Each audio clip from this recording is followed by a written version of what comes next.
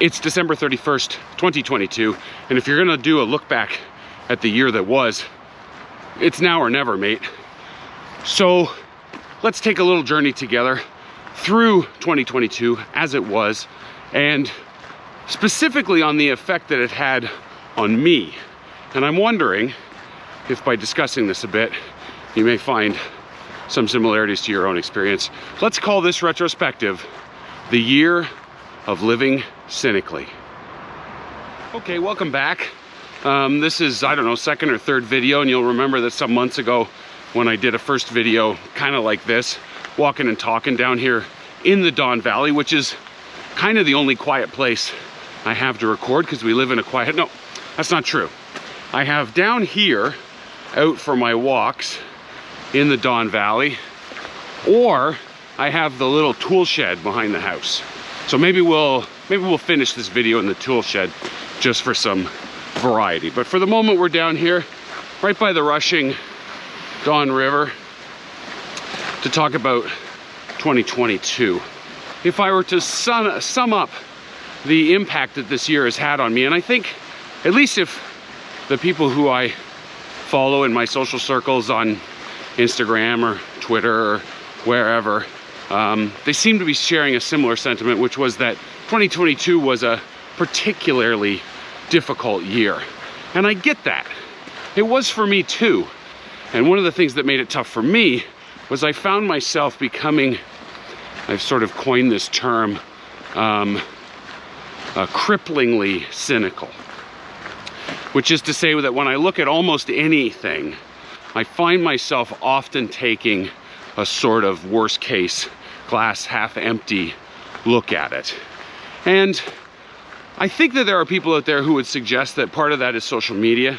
All of the worst parts of the world are amplified through social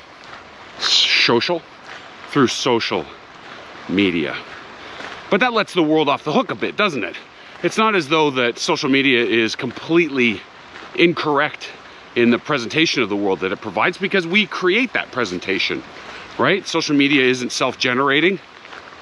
So if social media seems more cynical, seems more pessimistic, seems more negative, seems less hopeful for the future, I think that that is at least in some large part a reflection of our own views. And it certainly is mine.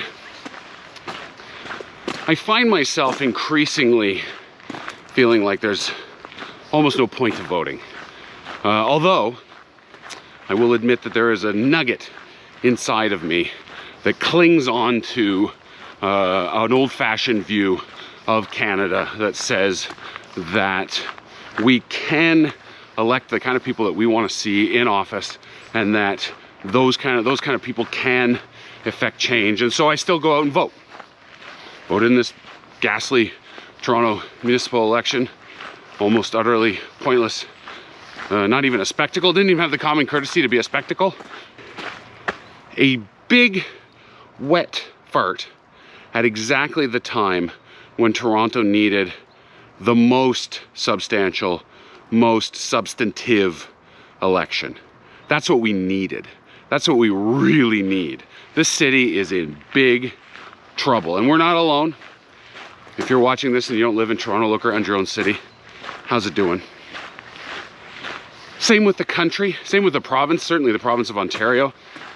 Never before have we more desperately needed a substantial, issue-focused debate about what kind of province we want to be and how we want to come out of the pandemic. And we didn't get it at all. Part of that is, I think, cynicism, right? Is people looking at it and going like, well, I can vote for this one, I can vote for that one. They're all friggin' crooks. What's the point? The other part of it, of course, is that these parties don't actually seem all that different. They talk about mostly the same things. You get three parties all telling you that they want to build more housing. You got however many mayoral candidates, 400 mayoral candidates, all talking about essentially the same things in slightly different ways.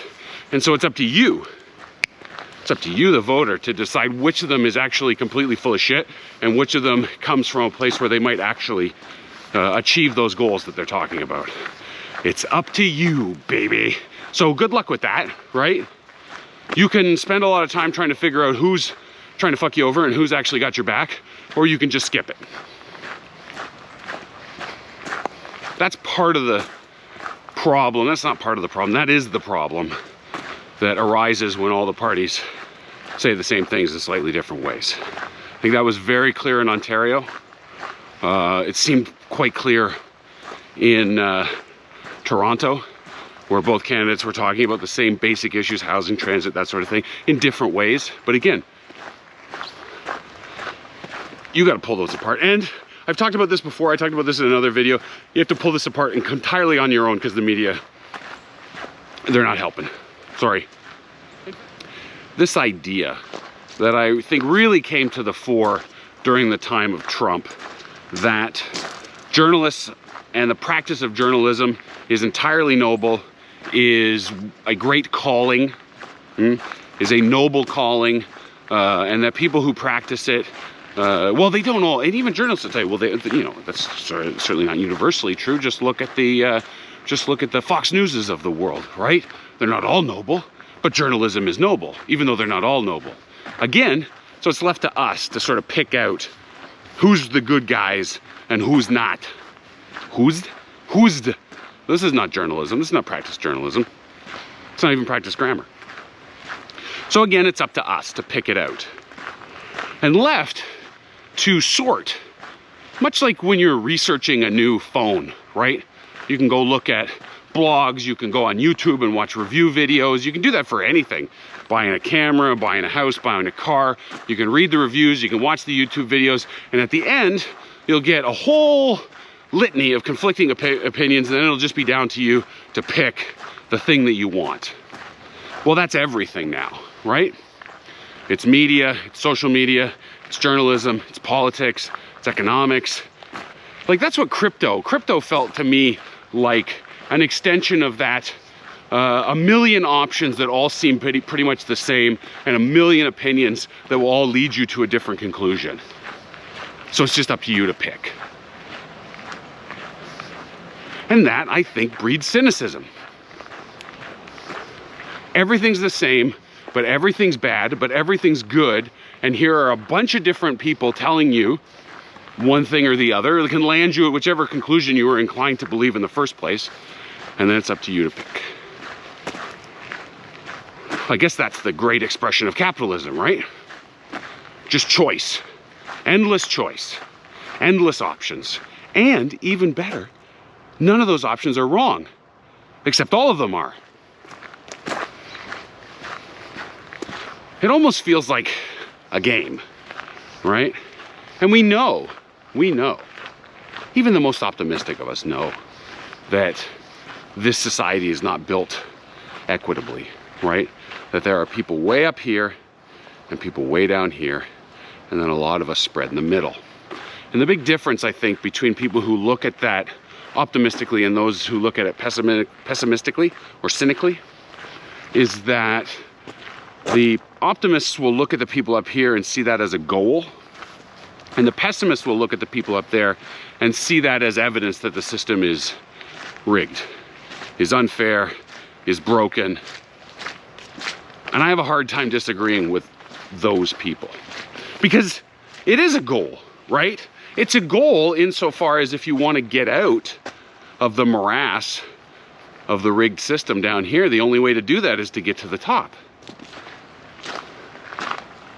in the context of the current system.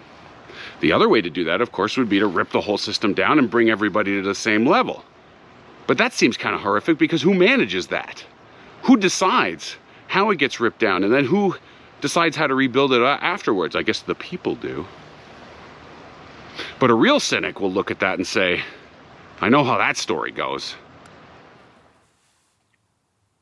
Okay, so here we are in the woodshed, as promised. So if 2022 is the year of living cynically, like, what happened? Well, I think part of it is that 2022 was meant to be a year of promise that didn't pay off. I work in the entertainment business, as I mentioned earlier, and in January of 2022, 1 year ago, it was drivers start your engines. People were hiring again, tours were getting ready to hit the road. Everybody thought that we were coming out of COVID, and there would be this mass enthusiasm to return to the way that things were. And why wouldn't they think that? Because that's all anybody talked about for the 2 years previous. We have to do X, Y, or Z. We have to have more masks or fewer masks. We have more restrictions or fewer restrictions, but all going toward the same place, which is getting us back to normal. Whatever your approach was, a million different opinions, a million different approaches, they're all right, they're all wrong. It took you to the same place, which is we need to get back to normal. So then we came out of the pandemic, and the opportunity for normal was presented to us, and people didn't jump at it immediately. Well, certainly not in the numbers that was expected, when the numbers being the number of people who would have done a thing pre-COVID aren't still doing it post-COVID. And we felt that. The entertainment business was perhaps a canary in a coal mine for that specific part of the post-COVID world. We thought people would come back in droves. They came back. Not in droves. So 2022 was the year where we found out what things were going to be like. Number one, we come out of post-COVID. It's not post-COVID, but that's what we're calling this era, so don't get up my shit about calling it post-COVID. We come out of that lockdown, that pandemic era, and we find out that A, we're not as enthusiastic to do things as we used to be. B, nothing fucking works. You taken a trip somewhere recently? Gone to the hospital? Do you need like a government service? Do you need a new passport? Nothing works. Well, heck, Josh, where does that leave us? Well, as I said, if 2022 was the year where we figured out that we have a problem, maybe 2023 is the year that we acknowledge what it is. I don't necessarily have that answer to give you today, but the first step to solving a problem is admitting that you have one. Well, we have a big problem. This society, Canadian society, Western society, maybe the world entire, has a big fucking problem. We got to figure out what that is. Because the alternative to it is just endless cynicism. It's just nothing works, nothing's ever going to work, what's the fucking point? People are checking out left, right, and center. A lot of fun, trendy, meme names for it, quiet quitting, whatever you want to call it. But people are checking out, and with good reason. If we want them to check back in, we're going to have to admit that we have a problem. So, 2023, the year of living honestly. See you then. Well, that was a drag, eh? Don't record YouTube videos, especially year-end retrospectives on gloomy days. I think if we've learned anything today, we've learned that. Hit subscribe, hit the like button. I can't do this promo stuff. It always comes out garbledygook. I don't know, maybe there's some meaning to that too. Hit all the buttons for more enlightening and joyful content like this. Happy New Year.